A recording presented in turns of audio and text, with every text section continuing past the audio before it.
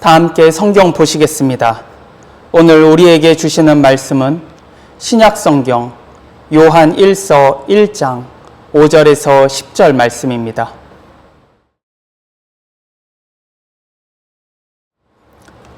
우리가 그에게서 듣고 너희에게 전하는 소식은 이것이니 곧 하나님은 빛이시라. 그에게는 어둠이 조금도 없으시다는 것이니라.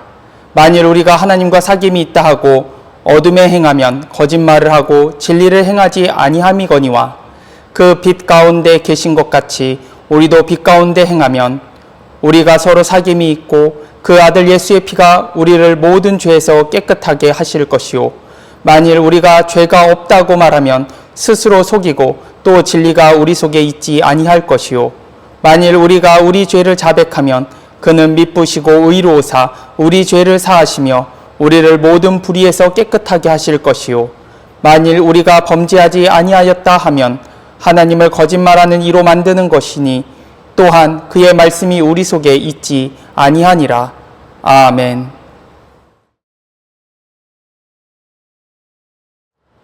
오늘 예배에 오신 여러분을 환영하고 축복합니다. 오늘 함께 나눌 말씀의 제목은 깊은 사귐이 있는 신앙이라는 제목으로 함께 말씀을 나누겠습니다. 개기일식에 대해서 한 번씩은 다 들어보셨을 겁니다. 개기일식은 달이 태양을 가리는 현상을 말합니다. 이 개기일식은 우주 최대의 쇼라고 불릴 만큼 많은 사람들의 관심을 받습니다.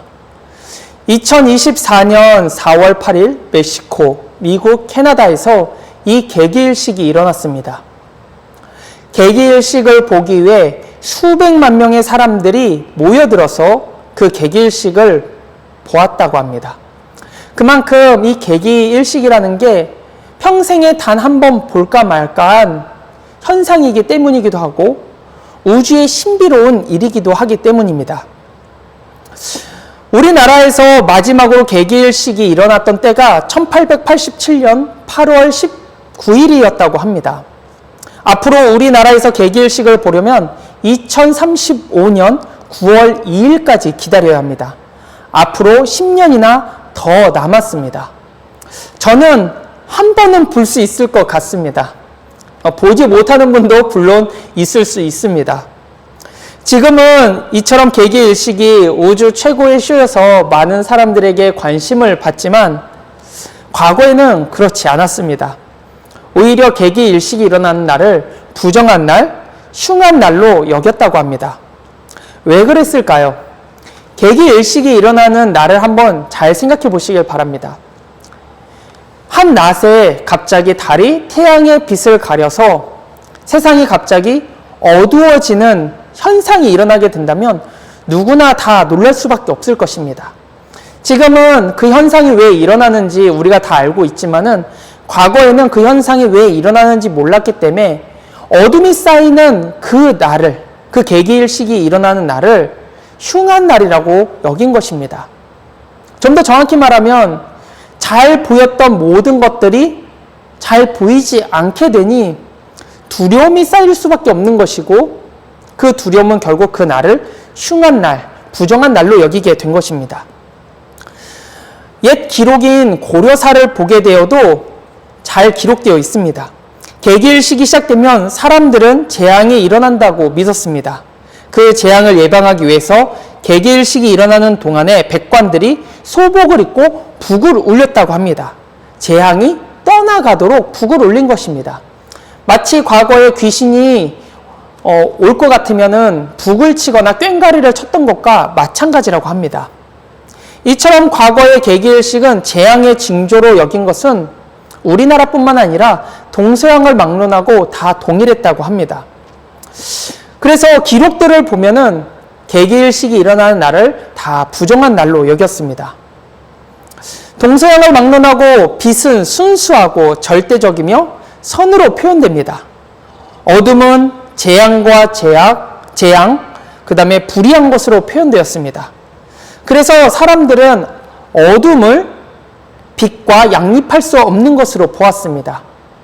그래서 과거에는 이 개기일식이 일어나는 날, 빛이 가려지는 날을 부정한 날로 여기게 된 것입니다. 성경 말씀에도 빛은 거룩하고 선하고 의로운 것으로 표현되는 반면에 어둠은 죄악과 부정한 것으로 표현되고 있습니다. 한 예로 하나님을 빛이시며 선하다고 말씀합니다. 그리고 하나님께서 계시지 않는 곳, 바로 그것을 어둠이며 죄가 만연한 것이라고 성경은 나타내고 있습니다. 본문 1장 5절 말씀에도 잘 드러납니다. 우리가 그에게서 듣고 너희에게 전한 소식은 이것이니 곧 하나님은 빛이시라. 그에게는 어둠이 조금 더 없으시다는 것이니라. 본문에서도 하나님은 빛이시며 어둠이 조금 더 없다라고 말씀합니다. 이는 빛과 어둠이 서로 양립할 수 없음을 드러내는 한편 빛은 거룩하고 선하고 의로운 반면 어둠은 죄를 상징하고 부정하다는 것을 보여주고 있는 것입니다. 또한 빛이 비추면 어둠은 사라지고 어둠 속에 가려져 있던 모든 것들이 밝히 드러납니다. 이와 같이 빛 대신 주님께서 우리에게 오시면 우리 안에 있는 어둠은 사라지고 감추어져 있던 죄악이 모두 다 드러나게 됩니다. 반대로 어둠 가운데 거하면 죄들은 다 가리워져 보이지 않게 되는 것입니다. 영적으로 보자면 우리가 좀 더 이렇게 표현하기 쉬울 것 같습니다. 세상 사람들은 지금 어둠 속에 쌓여 있다고 할 수 있습니다. 자신이 죄가 있음에도 그 죄가 죄인 줄 모르고 살아갑니다. 왜냐하면 어둠이 그의 눈들을 다 가렸고 마음을 가렸기 때문입니다. 하지만 예수님을 믿는 사람들은 그 하나님의 빛으로 말미암아 자신 안에 그동안 죄라고 여기지 않았던 것들이 죄라는 것을 깨닫게 됩니다. 어둠이 사라지고 죄가 밝히 드러남으로 인해서 이전에는 죄라고 여기지 않았던 것들이 이제는 죄라는 것을 깨달은 것이지요. 그래서 빛 대신 하나님께서 우리에게 오시면 우리 안에 있는 어둠이 사라지고 그 안에 감추어져 있던 죄악들이 드러나 깨닫게 되는 것입니다. 영국의 변증가인 C.S. 로이스는 우리가 태양이 떠 있다고 믿는 이유는 우리가 태양을 보기 때문이 아니라 태양에 의해서 다른 모든 것을 볼 수 있기 때문이라고 말했습니다. 우리가 꽃의 아름다움을 보고 파란 하늘을 보고 다양한 사람들의 얼굴을 보고 자연의 아름다운 신비를 볼 수 있는 것은 빛이 세상을 비추고 있기 때문인 것입니다. 이처럼 하나님께서 우리에게 오시면 우리 내면의 깊은 어둠 속에 감춰져 있던 것들이 다 드러나서 보여지게 되기 때문에 죄를 죄로서 깨달을 수 있게 되는 것입니다. 그렇다면 빛 대신 하나님께서 어떻게 우리에게 오십니까? 빛 대신 하나님께서 육신을 입고 이 땅에 오셔서 우리의 모든 죄악을 깨닫게 하셨습니다. 바로 예수 그리스도이십니다. 요한복음 8장 12절 말씀을 보면 예수께서 또 말씀하여 이르시되 나는 세상의 빛이니 나를 따르는 자는 어둠에 다니지 아니하고 생명의 빛을 얻으리라 라고 말씀합니다. 어둠 속에 살아가던 자들이 빛 대신 예수님을 만나고 나서 그 죄를 깨닫고 어둠에서 빛으로 사망에서 생명으로 죄의 노예에서 자유인으로 변화되었다는 것입니다. 예수님께서 오시지 않았다면 우리는 여전히 죄를 깨닫지 못하고 어둠 속에서 살아갔을 것입니다. 어둠 속에 갇혀 살아가면 주님을 알 수도 없고 믿을 수도 없고 죄를 죄로서도 알지 못합니다. 우리의 눈이 가려져서 어둠 속에 살고 있기 때문입니다.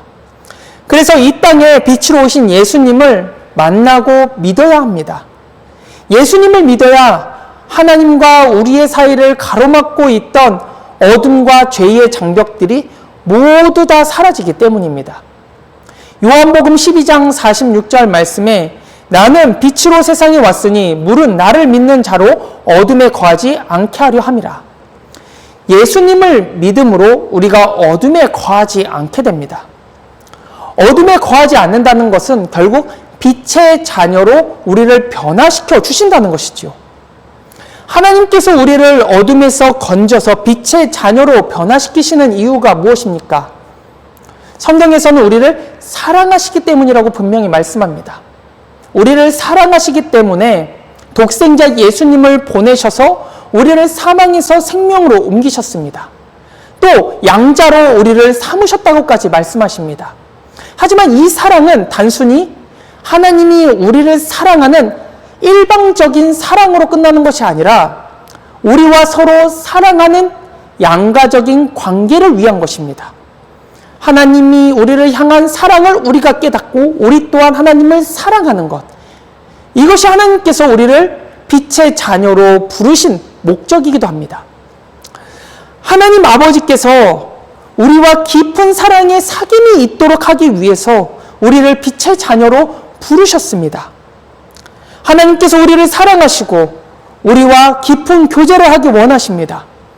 그래서 우리를 자녀라고 하셨고 백성이라고 하셨으며 한편 친구라고까지 말씀하셨습니다. 친구는 무엇입니까? 깊은 관계를 맺습니다. 자녀 또한 아버지와 아들과 항상 교제하고 관계를 맺습니다. 백성 또한 왕과 백성으로서 그 안에 교제하고 관계를 맺습니다. 기독교 신앙은 이처럼 하나님 아버지와 또 우리 사이에 깊은 사귐의 관계 안에 관계를 말하고 있는 것입니다. 그 하나님과의 사귐의 관계가 어떻게 우리의 신앙 가운데 드러납니까? 기도를 보십시오. 기도는 하나님과 대화하는 것입니다. 즉 교제하는 것이죠. 하나님께 내가 말하고 하나님의 응답을 듣고 하나님께 내 마음을 토로하고 하나님의 위로를 받으며 교제하는 관계가 이루어지는 것입니다. 바로 사귐입니다. 또 찬양을 통해 우리의 마음을 하나님께 고백합니다. 감사의 고백, 또 슬픔의 고백, 또 하나님의 은혜 안에 있는 기쁨의 고백들을 통해서 하나님과 교제하고 사귀는 것입니다. 예배는 또한 어떻습니까? 예배는 하나님과 깊은 영적인 교제가 이루어지는 장소입니다. 하나님의 영광 안에 임재 가운데 거하는 시간, 그것이 바로 예배입니다. 기독교의 모든 예식은 하나님과 깊은 사귐의 예배라고 할 수 있습니다. 예식이라고 할 수 있습니다. 그런데 하나님과의 사귐이 사라진 성도가 적지가 않습니다. 하나님과 사귐이 사라진 성도의 신앙은 어떻게 될까요? 우리가 구약 성경을 보면은 잘 나타나 있습니다. 하나님께서 선택하셔서 왕으로 세운 두 인물이 있습니다. 첫 번째는 초대 왕이었던 사울 왕이고 두 번째는 이스라엘 역사상 가장 위대하고 하나님의 마음에 합한 다윗 왕이었습니다. 그런데 사울 왕이 하나님의 말씀에 불순종함으로 하나님의 영이 그에게서 떠났고 하나님과의 교제가 단절되고 말았습니다. 그는 어둠 가운데 생하고 또 어둠의 영이 그를 지배하여서 정신이 이상해지는 증세까지 일어났습니다. 하나님과의 교제가 사라져서 하나님의 뜻을 모르자 결국 죽은 사무엘을 불러내기 위해서 무당, 즉 신접한 여인을 찾아가서 사무엘을 불러달라고까지 말하기까지 합니다. 이처럼 하나님과의 사귐이 사라진 사람은 결국 죄 가운데 빠지게 될 수밖에 없는 것입니다. 하나님의 마음에 합한 사람이었던 다윗 또한 죄로 인해서 하나님과의 교제가 단절되었었습니다. 그는 밧세바와 동침하였고 그로 인해서 큰 음란이라는 죄를 범했습니다. 결국 그가 하나님과의 단절이 되었을 뿐만 아니라 극심한 영적인 지체와 고통을 경험하게 됩니다. 이후 자신의 잘못을 깨닫고 그는 이렇게 고백합니다. 주의 성령을 내게서 거두지 마옵소서. 주의 성령, 주의 영이 자신에게서 떠난 것을 깨닫고 그 성령이 떠나지 말게 해달라고 간절히 간구하여서 다시금 회복할 수가 있었습니다. 이처럼 하나님의 선택을 받고 하나님 안에 거했던 사람이라 할지라도 죄가 그 안에 침투하여서 죄 가운데 거하게 되면은 하나님과의 관계가 단절됩니다. 왜 하나님과의 관계가 단절되는 것입니까? 하나님은 거룩하시고 어둠이 조금도 없으신 분이기 때문입니다. 그런 하나님과 깊은 교제를 하기 위해서는 우리 안에 죄가 있어서는 안 됩니다. 죄가 예수 그리스도의 보혈로 감춰지고 덮어짐으로 하나님께서 우리를 의롭다라고 인정해 주시는 그 거룩한 상태가 돼야 하는 것입니다. 거룩한 상태라는 것은 우리가 죄를 짓지 않는 것을 말하는 것이 아닙니다. 우리가 지은 죄를 깨닫고 주님 앞에 죄를 고백함으로 항상 정결하고 거룩하며 주님 안에 거하는 상태를 의미합니다. 그래서 하나님께서도 이스라엘 백성을 처음에 선택하시고 그들에게 이렇게 말씀하셨습니다. 내가 거룩하니 너희 또한 거룩할지어다. 이스라엘 백성들이 어떻게 하나님의 거룩함 안에, 그 거룩한 기준 안에 들어갈 수 있겠습니까? 인간은 연약하고 부족한 존재이기 때문에 하나님의 거룩함 안에, 그 기준에 도달할 수 없습니다. 다만 하나님께서 그들에게 거룩하라고 하신 것은 죄에 거하는 것이 아니라 하나님의 말씀 안에, 하나님의 사랑 안에 거하는 거룩한 백성이 되라는 것입니다. 그래서 율법을 주셨고 계명을 주셨습니다. 또한 제사 제도를 주셔서 대속죄일날 그들의 죄를 해결해 주셨습니다. 이처럼 우리 또한 예수 그리스도의 십자가 안에 항상 거하고 죄를 항상 깨달아 그 죄를 고백함으로써 하나님의 사랑과 예수 그리스도의 십자가 안에 항상 거할 때 그 상태가 바로 우리가 하나님과 교제할 수 있는 거룩한 상태라는 것입니다. 그럼에도 불구하고 그 하나님의 사랑과 그 거룩함 안에 거하지 못하는 사람들이 참 적지 않습니다. 안타깝지만 많은 사람들이 하나님과의 깊은 사귐이 사라지고 죄에 거하는 사람들이 적지 않습니다. 사울 왕처럼, 다윗처럼, 가룟 유다처럼 그렇게 하나님과 사귐이 단절된 사람들이 적지 않다는 것이죠. 한 번은 한 성도님이 저에게 와서 이런 얘기를 했었습니다. 누구누구 집사가 주일 저녁 예배를 마치면은 친구들과 함께 고깃집에 가서 술을 마시면서 그렇게 욕을 한다는 것입니다. 자기가 고깃집에 갔을 때 그 집사님이 있었는데 술에 만취가 되어서 욕하고 떠드는 것을 봤는데 그 모습을 보니 같이 예배를 드리기가 힘들다는 것입니다. 이런 사람들이 적지 않습니다.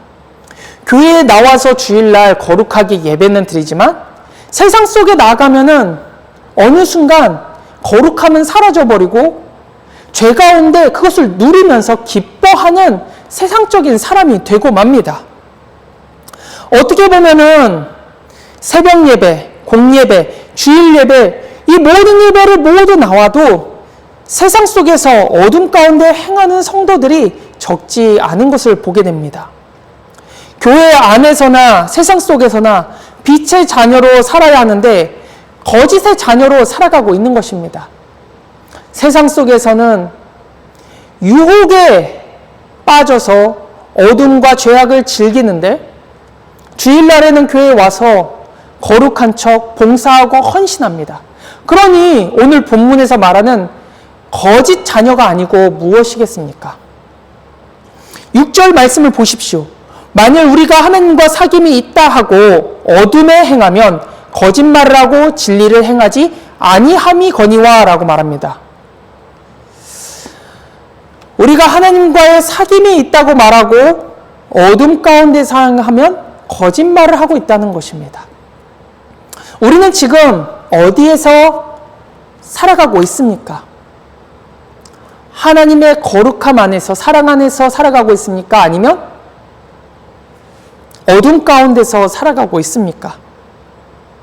우리는 거짓의 자녀로 살아서는 안 됩니다. 하나님을 믿는다 말하고 어둠에서 행하면 진리의 말씀을 따라 순종하지 않고 하나님의 사랑 안에 거하지 않습니다. 이것은 하나님의 사귐이 끊어진 상태를 의미합니다.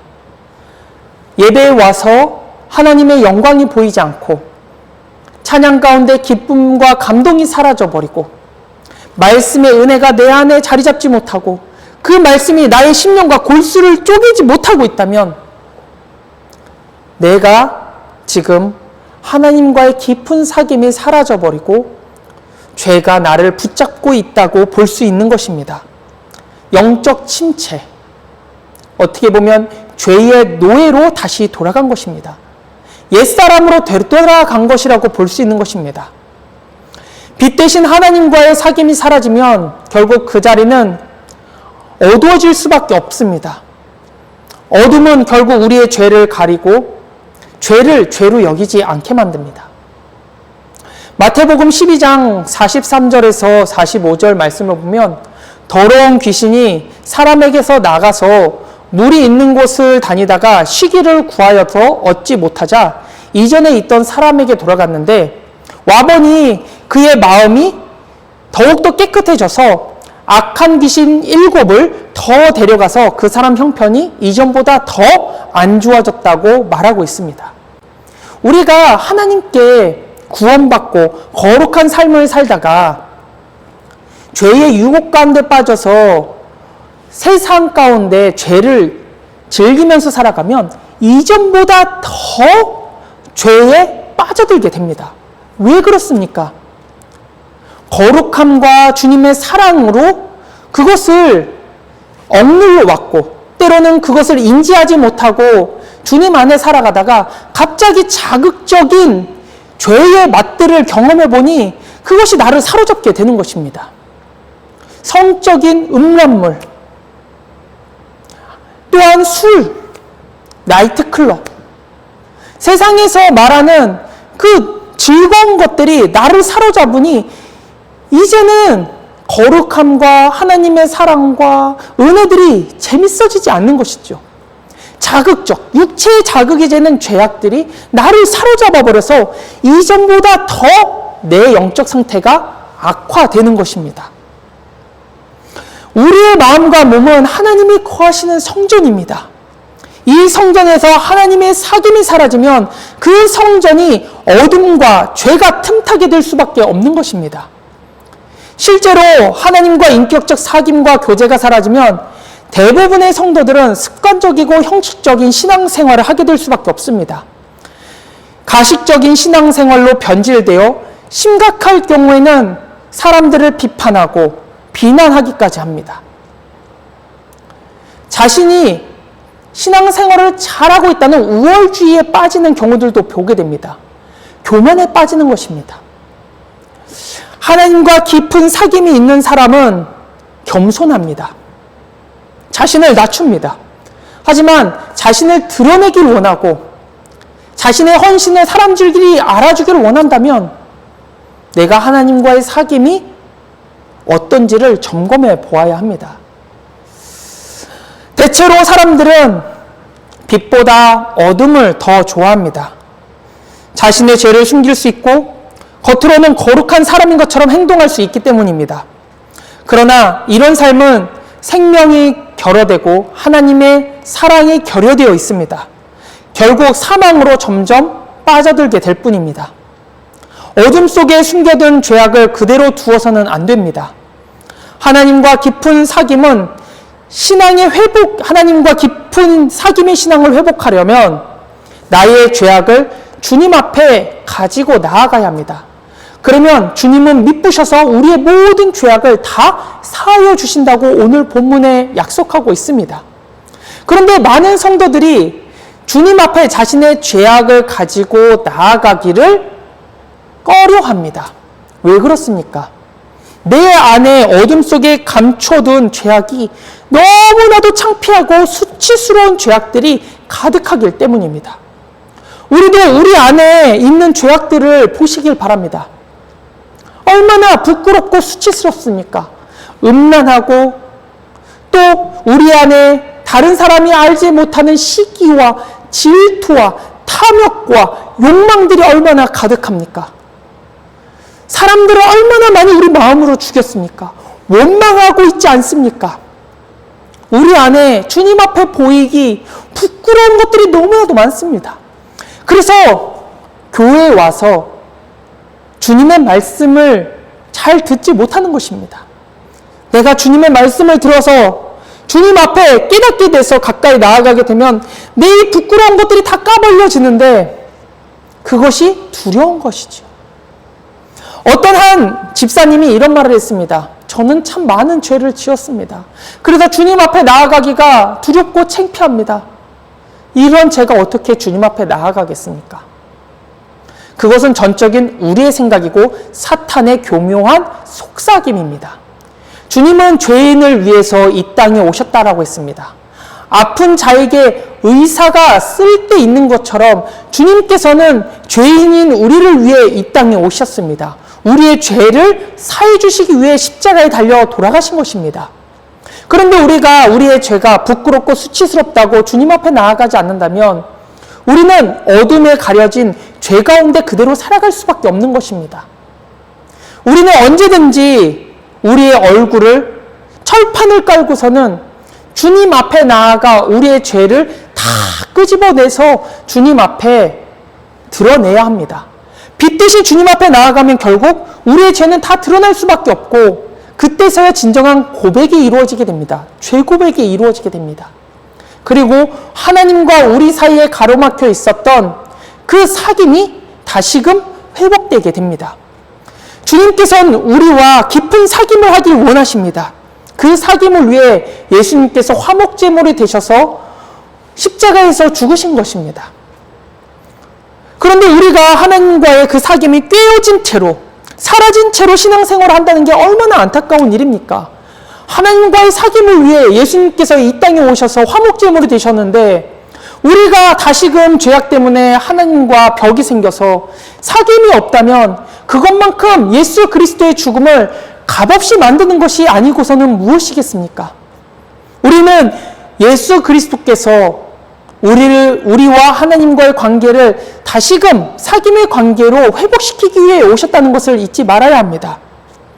우리는 주님 앞에 나아가 다시금 주님과 생생한 개인적인 사귐의 관계를 맺을 수 있도록 우리의 죄를 다 고백해야 하는 것입니다.